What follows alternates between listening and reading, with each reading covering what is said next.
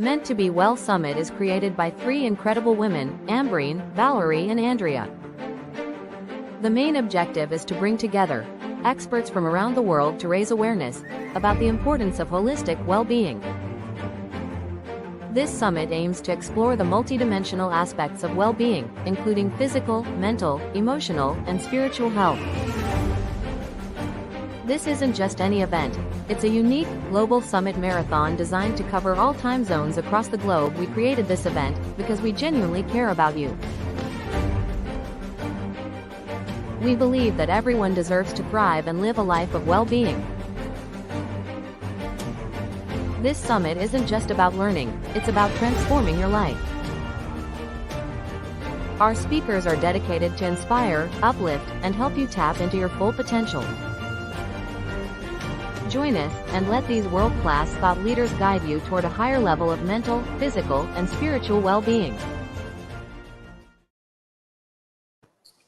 Hello everyone, welcome to our discussion panel today. This is our third session of the marathon and the first panel discussion, and I'm so honored to be joined by Coach Wandalyn and Mr. Haakon. And the third one is, I think, maybe he'll join a bit late. Dennis Pitocco is supposed to join, and he's stuck in something, so maybe he'll join a little late. So thank you so much for joining, Wanda and Haakon. Thank you, Ambreen. It's an honor to be here. Yeah, and today's panel discussion is very important one. This one I was looking forward to it because in today's world, where actually the environment, the society promotes and encourage hustle culture. They want to be like all the time competitive. It's kind of, they create an environment where they're like dog eats dog. You have to be at the cutthroat competition with everyone. And that hustle culture, that pressure takes away kindness from the equation. And I'm so glad that Wanda and Haakon and us are on the mission to bring back that kindness into the equation. And today we will be talking about that how we can actually bring back that kindness into the equation, and how we make our living in a way where everyone feels more kind towards other and toward themselves. So Coach Wanda is basically, she is one of the top 15 LinkedIn expert in Dubai. She is a business coach and the training consultant. She talks more about this, like how we can prevent ourselves from the burnout and how we can make our life in a better way. And Haakon is an international best-selling author, coach, a monk, and a priest. And he does amazing work to bring back humanity and kindness to the world.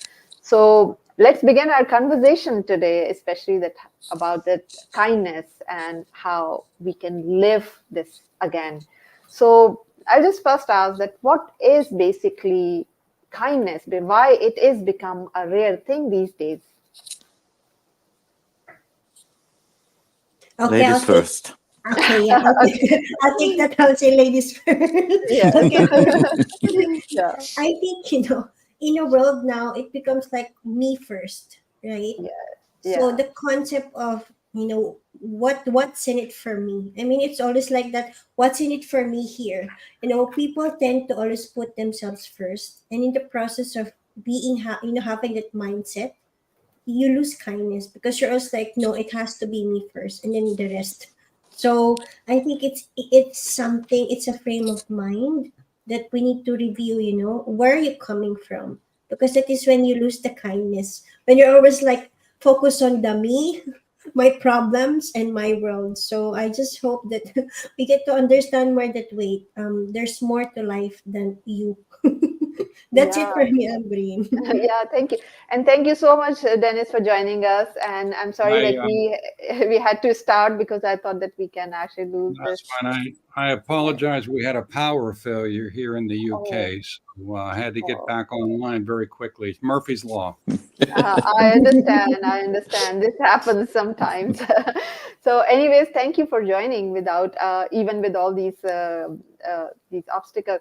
And I already introduced Coach Wanda and Hawk, and Dennis is also one of my favorite on LinkedIn, and he's doing amazing work to bring back kindness into the community. He's the founder of 360 Nation, and maybe chief reimaginator of 360 Nation. He has brought he's created the platform to bring together the experts from the world, and he's giving back. I mean, I think maybe you can just tell us about yourself instead, like I telling the people. Yeah, just quickly, I'll give you 360 Nations been around over a decade. Um, we have a publishing area. We do humanity related videos. We do a lot of Zoom events that my friend Ambreen has been part of. And I think what separates us from the rest of the world, rest of the media, is that everything we do for good. There's no profit motive. It is just a passion. We love what we're doing. And our entire mission is to rediscover humanity at its best. Yeah, that's great. And that's the topic of our actually today's discussion. And the first question I basically threw, it's basically, I prefer a dialogue and a conversation. So why the kindness has become so rare these days? Yeah. Well, go ahead. To continue, we see a lot of the opposite. We see it in politics. We see it globally, all around, that people tend to focus on the negative. We got to have an opposing force to this. We got to have some people who wants to lift others up rather than to bring them down. There's got to be a balance. It's like the yin yang symbol. We got to have a balance in the world. Yeah. And so it's so important that some people focus on kindness, on community, on seeing others, lifting others, not solely. I mean, you shouldn't forget about yourself. You're also important in the world. Without you, who could do what you're doing? But at the same time, you got to see others as well. Haakon, I don't think you could have said that better, Haakon. Our society has been moving towards this, what I'll call a hyper individualistic mindset for a long time. And this is worldwide. We're constantly bombarded with these messages about personal success, self improvement, standing out in the crowd. Yeah. And that's all important, as is self care. But we've taken it, I think, to an extreme. We're so focused on our own journeys that we sometimes forget that we're all in this thing together. This every person for themselves attitude makes it harder to empathize with other people and go out of our way to simply be kind.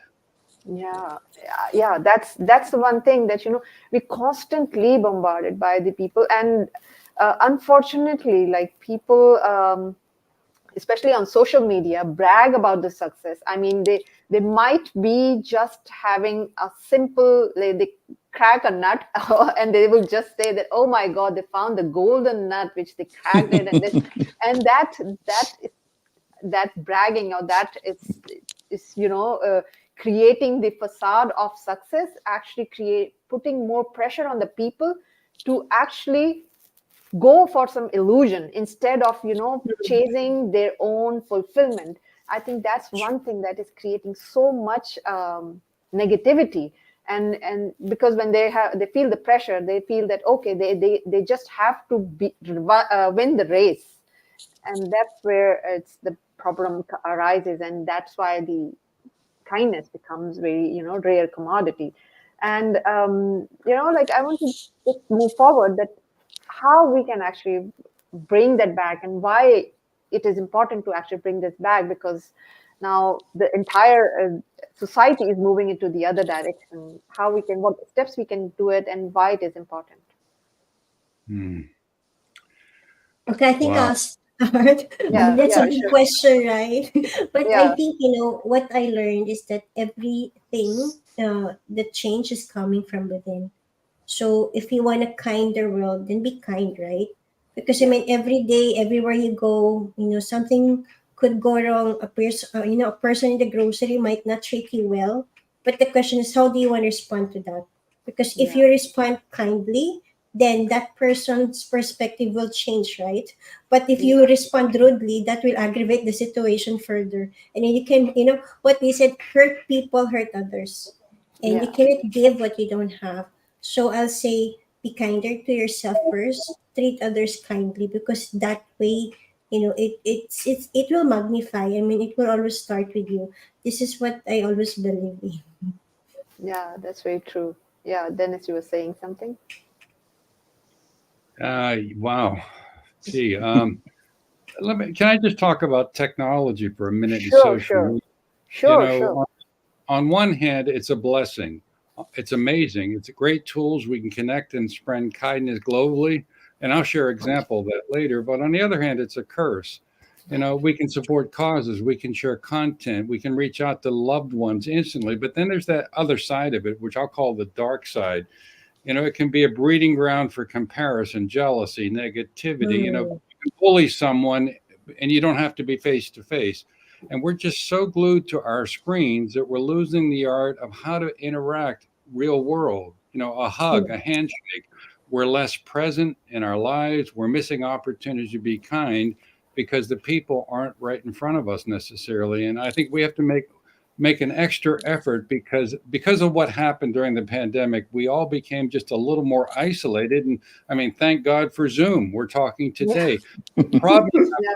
is many of us have gotten too comfortable. So if you're 10 miles down the road and I have an opportunity to spend some time with you, spread kindness, whatever, it's easier to just, well, let's just do a Zoom call. So we've got Yeah. to find the word balance came up. We have to find the balance or get back to something that is right in front of us. Yeah. Yeah. I think you used a keyword that's really important, Ambreen. The race. We're in the race, but if you ask someone, what are you racing towards? Yeah. Hmm. What is your goal? Do you want to have 1 million likes on Instagram? Yeah. Do you want for people to love you on Snapchat? Is that what you're aiming for, or what is your goal? And I think this is something, to me, this is something that's really important. I see that a lot of people are losing faith.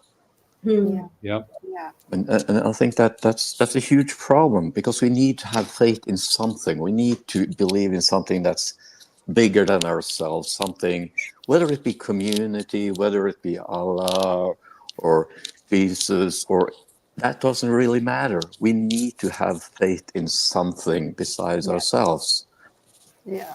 because that gives us a drive, or it could Yeah. be in the good of humanity. Yeah. I don't really care about that. The point is, we need to focus on love towards something greater than ourselves. Yeah. Yeah. That's very true. And basically, what you pointed out, it's a very important fact here that we are kind of going away from the values, right? That is Hmm. one thing that is harming the entire culture, the society.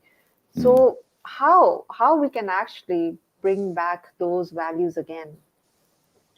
Well, geez, I think awareness is the first step. And the fact that we're even having this conversation means people are noticing what I'll call the kindness deficit. I know you are, Ambreen, and Mhm. your partners.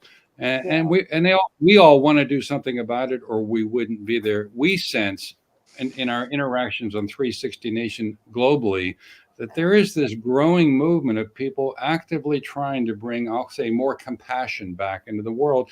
And Hmm. people come say, well, I don't know what to do. Well, start small. Put your phone away when you're talking to someone and really Mm. listen to them, yeah, not waiting to respond, but listening and probing. Smile at a stranger, offer help without expecting anything in return. Practice patience. I can go down the list. It goes on. It seems insignificant, but that's how that thing called the butterfly effect starts, yeah, where, one Hmm. action, world, the ripple effect And I think we've all seen that.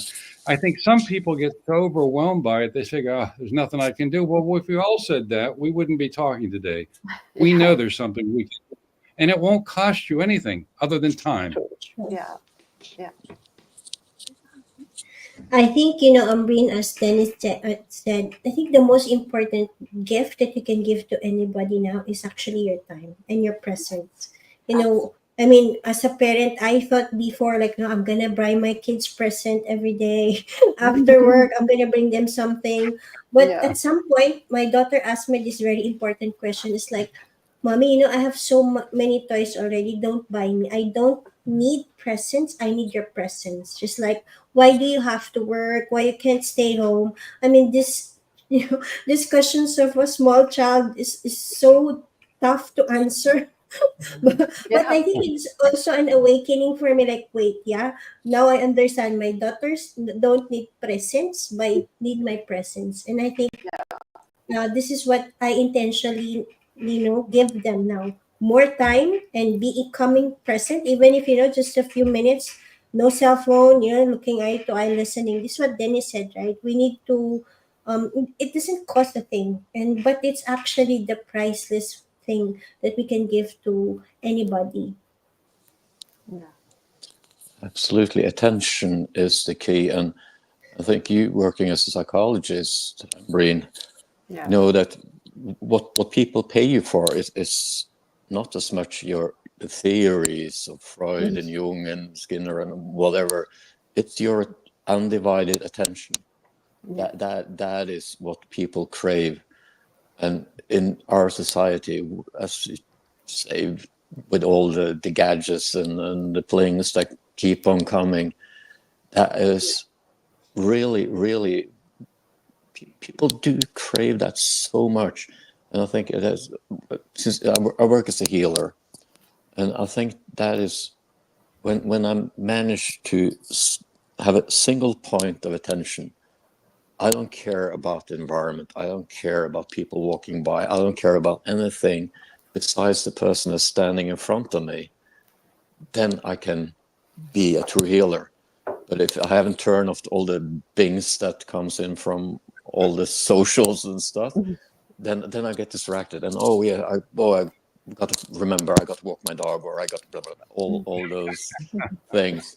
Yeah. So that and I think another thing that we can do is to be the best possible version of ourselves. Yeah.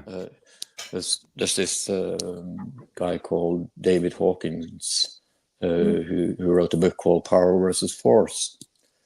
And he talks about how there are levels. You have, at the top, you have illuminated people like Jesus, Mahatma Gandhi, a lot of the true higher beings. And they, through shared presence, can lift 7 million people. Was his theory. Is gone from this world now. So but then the focus got to be on being the best for yourself, not for others, not for the praise and wow, look at this. It's got to be being the best that you can be. Wow. Good stuff, Yeah. Haakon. And we need to remember that kindness is actually a muscle. The more we use it, the stronger it gets. For some people, it might be awkward or challenging, but if we're not used to it, but it gets easier with practice. And it's not, you mentioned listening, Haakon. You know what it feels like how horrible it feels when you just know somebody's not really giving you their undivided. They're looking at their device. Now, on the other hand, you know how warm and wonderful it feels when you know you've got their undivided attention, they're really interested, and they're hanging on your next word? That's an act of kindness. That's compassion. And as you kind of said, Haakon, it's not that challenging, but you got to make a little bit more of an effort. Yeah, that's true. This actually give me this idea that, okay, like all of us know about it. Like, we also crave for this, especially like, for example, if someone is having a conversation constantly divided by these cell phones and everything, but they also crave for this. what do you think? What is the reason of this gap? Why people are glued to the screen, or why people are so much distracted by these things, where they actually also crave for the same things? What do you think? What could be the reason for that disconnection? I think there's something called FOMO, right? I mean, there's always a fear of missing out. I might miss out. I need to be here and there. I need to make sure that I'm watching this and that, or whatever this person achieved, I make sure I achieve that. I think, intrinsically we have that, want to compete or want to be better, or because, like Dennis said earlier, technology has both good and bad, and I think one of the bad things is that, you get addicted to it. Like, Yeah. we unconsciously you're always there, and it really stole your life at some point. But the good thing now is that there are indicators. You've spent this much of time on your phone. It's like, really? I mean, it's disturbing, right? But I think, one of the things I watched is a documentary that these tech giants who have developed those cell phones are not even using the cell phones for their children. They don't even have those social media platforms for their families, because they know the disadvantage of using it. So it was a wake up. I forgot. I think it's the social dilemma. My Yeah, daughters social and I dilemma. watched. Yes, Yeah, I think that's yes. the one, right? My Agree. daughters and I watched that, and that's why.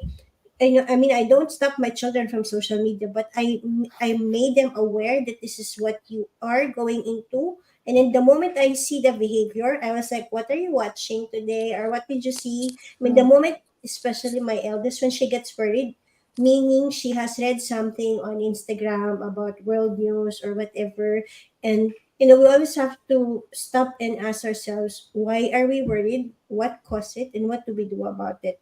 Because we cannot stop social media, we cannot stop tech, but it's always about how do we respond to it, and how do we allow it to control our lives, so that at the end of the day you will still say, okay, this is technology, this is my life.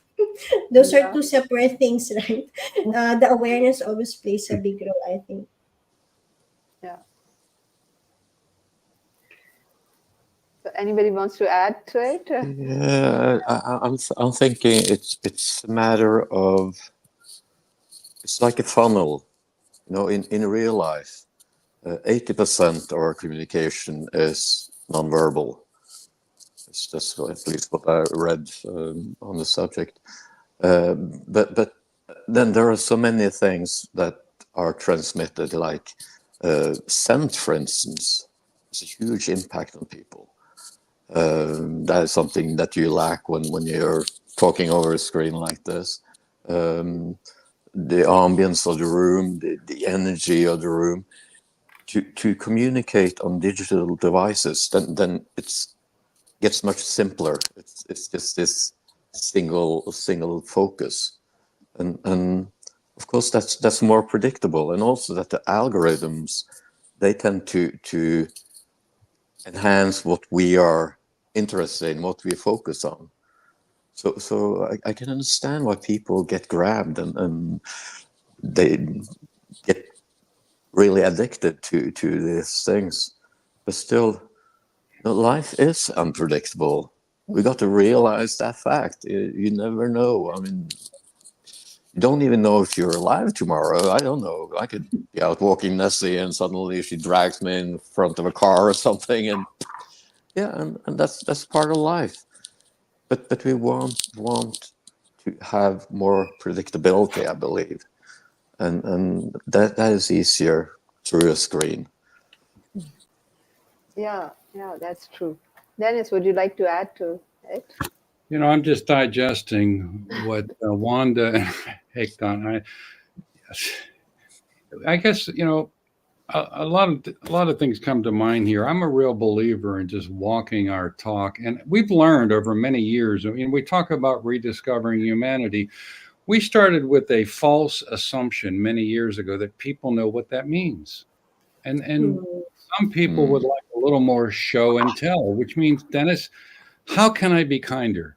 I'm going to share something later on. It's a kindness movement that we started about a couple months ago, because we decided, what if everybody, including us, just started, number one, not just being kind, but observing acts of kindness. It could be somebody, I'm going to use some of the typical ones, somebody crossing, a little old lady across the street who needs help, somebody helping somebody else, somebody just sitting in a park and watching children play. So number one, it's observing it. Number two, share it. And so we started this thing saying, I wonder what would happen if we went out to the world and said, if you witness an act of kindness or if you perform an act, send it to us. We're going to put it up on our site. You know, we started that a month and a half ago. We've got over 2 dozen acts of kindness now, and it's starting to feed on itself because people said, I didn't know it was that simple. Hmm. Yeah. And we tend to complicate things, and it really is that simple. I say, make kindness your personal mission for the next week, starting right now. Whoever's listening, set a goal to do one unexpected kind thing every day, no matter how small it is. Maybe it's just leaving an extra tip in the morning. Yeah.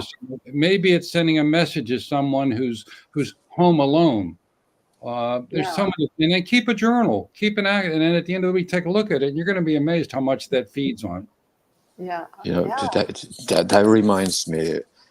Back in it was the early 90s. I was helping start an institution. I was working with people who were in wheelchairs. We couldn't really see if they had any cognition. We couldn't measure it because they were paraplegic and what we call multi-handicapped at the time. And I remember was one time I was really thinking, oh, this. We knew that they were feeling pain. You could tell, and I was like, oh, wouldn't it be better if they were left to what was their mission in life? Wouldn't it be better if they didn't have to go through this? But then I was working with this one woman, and she had one favorite activity, and that was having a bath. And oh yes, and she had this lift in a bath. So we were two people. We helped her into the bath with gotten it perfect temperature. We had candles lit, a little incense or something to give it and music. And I remember when she slowly went into the water, and her whole face relaxed, and this big smile appeared. And she looked straight at me. I was like, wow, okay, this might be it. Some people are here in this world in order for us to give compassion, in order for us to give care. That is their mission, and that is such an important mission to have. Who am I to say that they should not have? I still remember it's ages ago, but still, it's so vivid in my mind. Yeah. Yeah, that's true. I was also just wondering that, yeah, we do talk about that we need to be kind and we need to be kind to others and everything. But when it comes to protecting ourselves, setting boundaries, this is also very important. So I want to ask that how we can, I know that it's very good to give to other, be kind to other, but what is the importance of setting the boundaries and not depleting our energies in just to just to give to others? What are your thoughts on it? Wow. I think for me, I learned it the hard way. I mean, as a giver, right? I mean, I Yeah. never knew what I mean, before burnout was a discussion, I've been there. So I was like, wow, that there's a terminology for what I've been through. And I think because when you're kind and when you're giving, you just don't know when enough of giving is enough. Yeah. And you fail to forget that, oh, wait, before I give, you forget to understand that there's self kindness that's more important. And I Yeah. think what is always that lesson taught me that, wait, when I am getting sick already, then Yes. it's a time for I've given so much, but do I even give time for myself? And that, because that kindness cannot be given from an empty cup, because when you give something, then you might be expecting something in return, which is not good. So that's why when you give, it has to be really from, I'll say, kindness is, there's one of the favorite verses in the Bible which I always read because it's about love. And the first of it Yes. is love is kind. And I was like, wow. I was like, we always talk about self love, boundaries, but it's as simple as being kind to yourself. So every day I ask myself, how can I be kinder to myself? Because that way, that burnout will never repeat again. Or the moment I realize that, wait, I'm getting sick here or something's happening, that is a showstopper for me that, wait, I have to review how am I giving kindness to myself so that, I will not be depleted. Every day changes. Yeah. So it's a daily Yeah. question you need to ask yourself, how can I be kinder to myself today? Yeah. Wanda, Very Wanda, good. I'd like to follow up on that, Wanda, if you don't mind. You touched upon something very important, our own self-care. We can't assume that, being kind isn't always easy. Sometimes people don't appreciate it, or they might even take advantage of your kindness. And Yeah. there'll be those days when you're just stressed, you're tired, you're just not feeling it.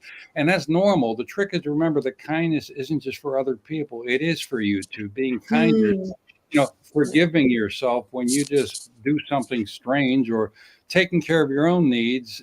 It's like they say on airplanes, you got to put your own oxygen mask on first before you True. can help other people. So we need to start internally, and I guess that's mental well-being, and then Yeah. you're able to give it out because you feel it and it's from the heart. Yeah. Hmm. Yeah, and I also think I'm an empath. I'm the kind of person who I walk down the street and I sense people. I call Mm. they emote so strongly. They're like, "Ugh," and and and also having worked in social work for 20 something years, I tend to I see, oh, there's someone he's using speed, or she's on antidepressant, or there's someone who's feeling depressed, whatever. But I learned how to shield myself, Yeah. because we can't walk around like receptors of all of this. You have to. So I use music a lot. That really helps. Put on good set of headphones and just be in the music. And sometimes I even listen to my own music because that is predictable. I made it, so I know just what's gonna come. Yeah. But also when I walk with my dog, I have a beautiful, huge adopted dog. Then I focus on her, and then I'm always reading her, so I got the connection going all the time. That I can focus on instead of focusing on all the people all around. I think this is up to, it depends on, for some it can be focusing on the breath. Yeah. Others, it is having a prayer that runs through your head all the time. Yeah. It's all individual, and I think that's so important when it comes to therapy, that it's an individual path. You as a therapist, you come with your set of tools. You have to adapt to your client. You can't be the same way with everybody. Then you'll just become a robot. You have to, or Yeah. Yeah. Yeah, that's very true. I mean, I think that's what we need to do. Like, before helping other, we need to help ourselves. We need to take care of ourselves. And I can relate with it so much to you, that being an empath myself, I sometimes, like, I was discussing in the morning, like, especially with Andrea, that, sometimes, like, people come to me when they share their stories and I start crying. I mean, because, I sometimes I feel their pain more than they feel.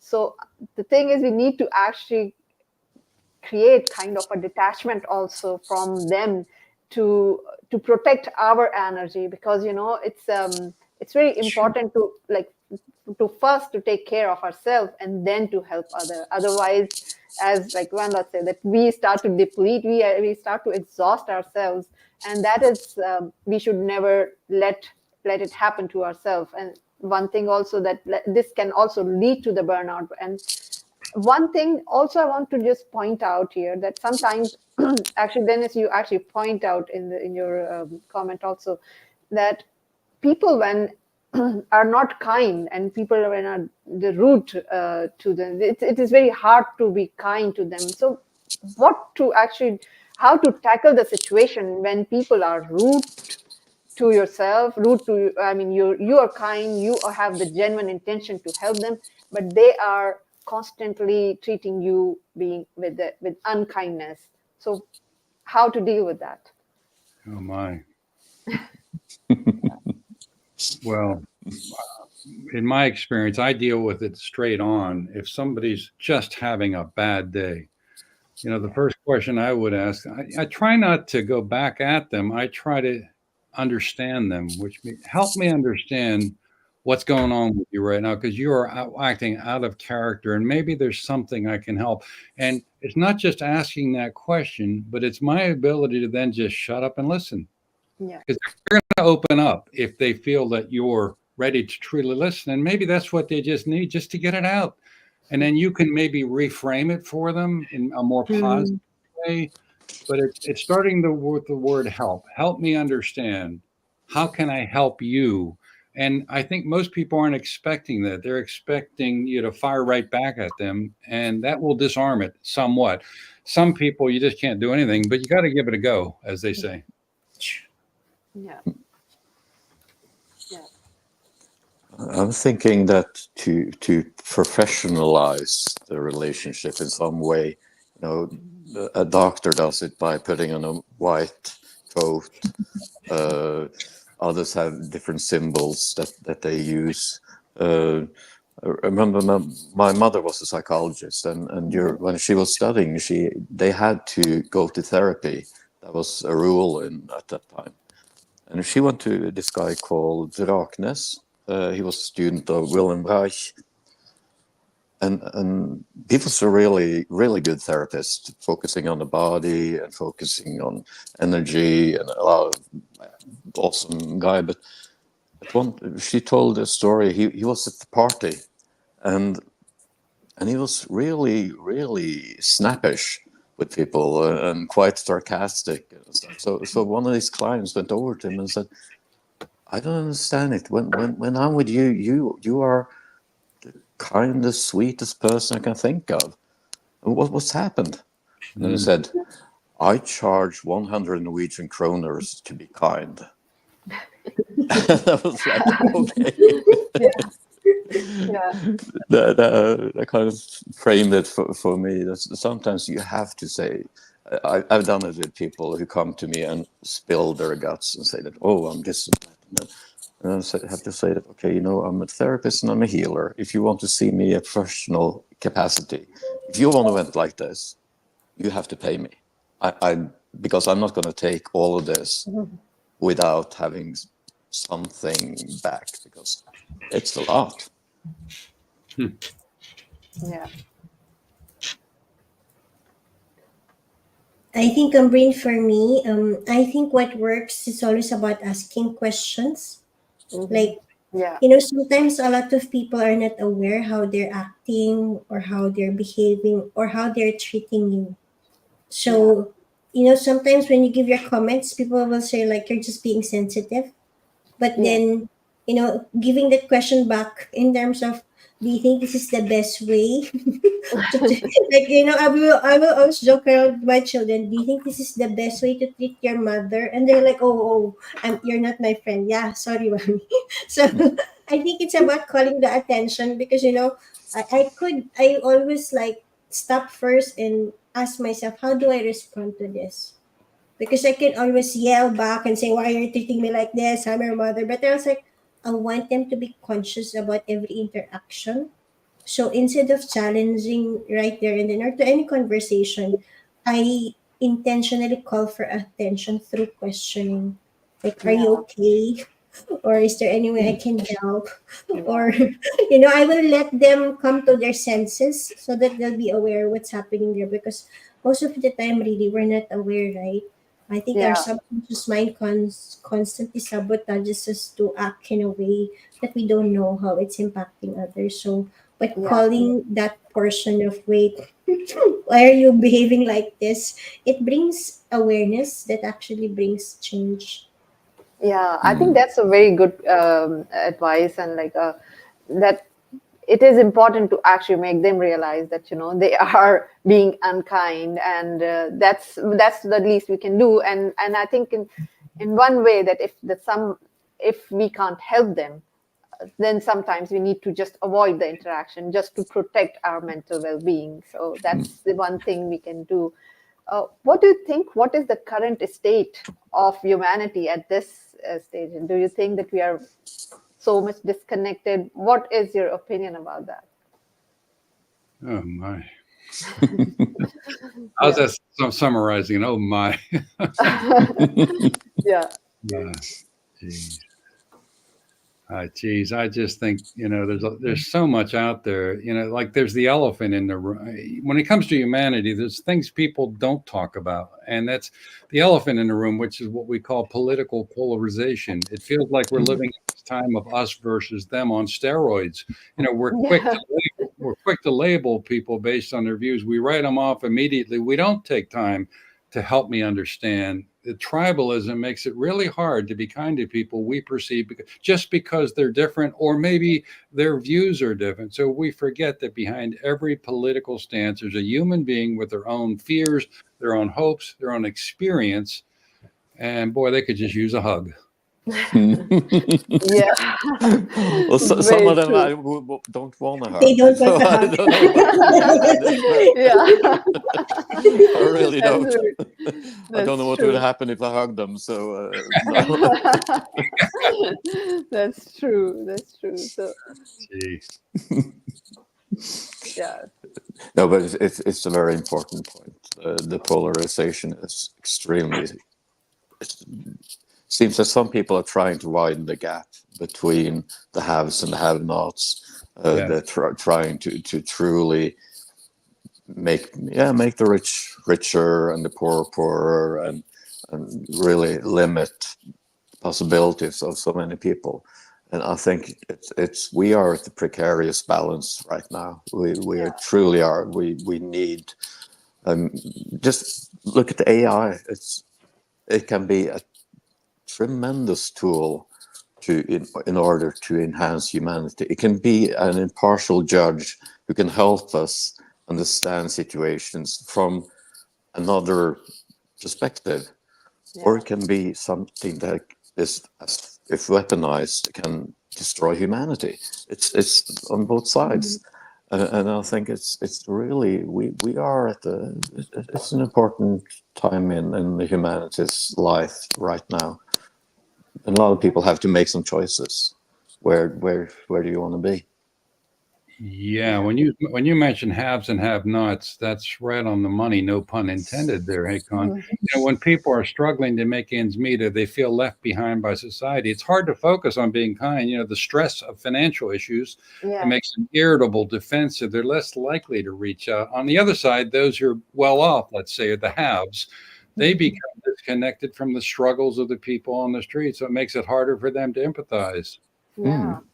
Absolutely, absolutely. This gap is actually constantly widening up because, as you said, that like the richer ones or the other half is completely ignorant of what is happening to the other half, and the ones who are struggling is actually they're so busy in their struggles that they don't have time to actually even reach out to them or to ask for help, and even actually these labels, that polarization has actually created such a gap that does not allow these two halves to connect and to find a solution. But I'm glad that people like you and people like that what we are doing here, that trying to close that gap so people can find a way to maybe connect with the right people and to find a solution and being kind. Yeah. Breen, I always say with technology, we are living in a more connected world, but disconnected one. It's Because very true. you're more Yeah, connected to the world, but to the person next to you, you're not present there. yeah, So it's that's it's true. disturbing, right? I mean, I saw a video where they were showing in the past, when you ride a train or you're in a bus or wherever you are, you will have this conversation, small talks with people, right? How are Yeah, you? But now we're just so glued to the phones that we fail to miss the people around us. And I think yeah, that this connection is there, it will continuously be there, but I just hope that once upon a yeah. time It we'll will get come there. back. Yeah, yeah, yeah. That's true. So I know that now we can go on this is topic, but we are running out of time. So I'll just May I just close. say Sure, one sure, single sure. thing? Because I think what has been most important in my own life for my own well-being is to have an ideal. And to me, Jesus came early into my life. The way I see Jesus, the revolutionary, the one who went into the temple and said, "Get out here." Yeah, Not the turn the other cheek Jesus. More the one who was a fighter and a revolutionary. That is something I want to be like that guy. That is something I aim for. But I think we all need to find our own ideals because they're different. Somebody wants to be like Gandhi. Someone wants to. yeah, It's all up to you. But yeah, we need everybody in this life. You listening to this, you are important, and that is something you can't forget. yeah, yeah. Thank you. Yeah, thank you so much. That's exactly what we need. That we need that one spark in our life. That yes, maybe we can do something. We can just bring about the change in the environment by being kind. Be kind to others, and most importantly, being kind to ourselves. So, thank you so much for joining, Dennis, Wanda, and Hawk. It's an amazing conversation, and I know this topic is much needed in today's life, where like people are, talking about the hustle culture, go and being more competitive, and especially more bombardment from the social media and technology, and like all we are constantly, trapped in this kind of a lifestyle where we hardly have time to being kind to ourselves and to others. So I think this is very important. Thanks for sharing all those insights, and thanks to all those people joining us, Timothy, Matthew, Valerie, and I'm really glad that Timothy joined. I will actually have a chat with Timothy later on because he was also supposed to be on the speaker on this, but something happened and he couldn't. And I feel really bad that I missed such an amazing speaker from our this summit.